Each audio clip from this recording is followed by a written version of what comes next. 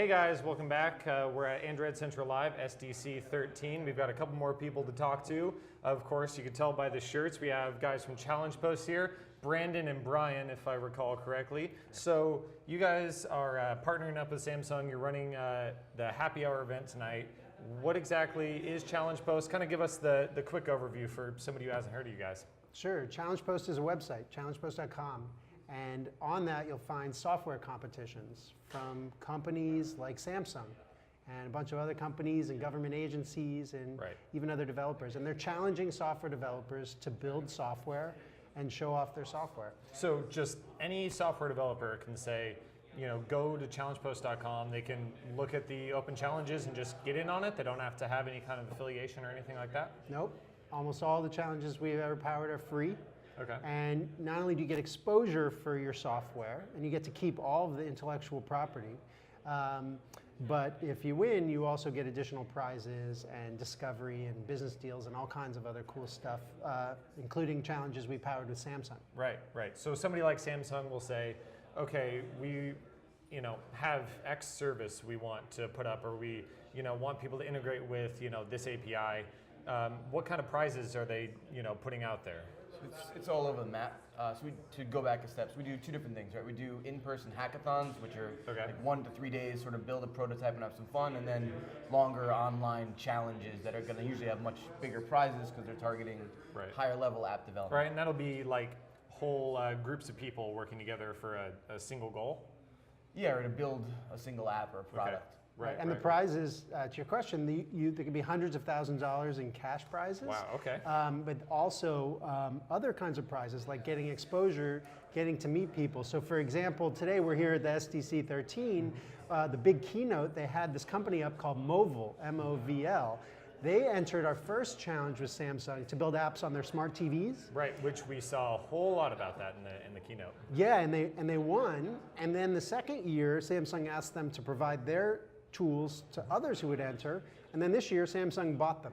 So that's a good example of something other than money. Maybe it's not just that short-term goal of winning $100,000 or something would be fantastic, but being picked up as an employee or having your company purchased is obviously infinitely more valuable, of course. Yeah. Right. So you guys, of course, you work with somebody like Samsung. I'm assuming you guys work all the way down to a lower level group that's just looking for something simple or trying to bring on some lower level people. So we do lots of college hackathons where it's about getting people together to have fun and learn new skills and make friends that could potentially be business partners. Right.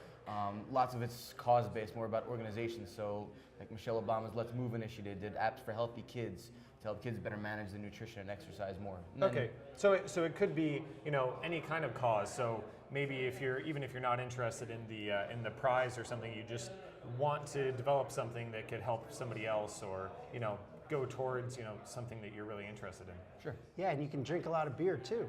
Right. So college hackathons. Exactly. That's college hackathons have to include alcohol. We check ID. Everyone's 21.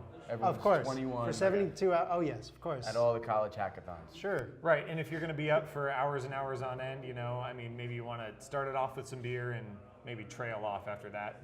So do you guys, with your hackathons, are these like 3 days straight, people aren't sleeping, they're like drinking Red Bulls and eating cookies or something? Is that kind of that's what you think of when you think hackathon, right? Pretty much right. But they also get good 8 to 10 hours sleep, wouldn't you say, at the same time, probably? And some, not in the... It's pretty well taken care of and responsible. They spend more time hacking and less time sleeping, I think. Yeah, I think so.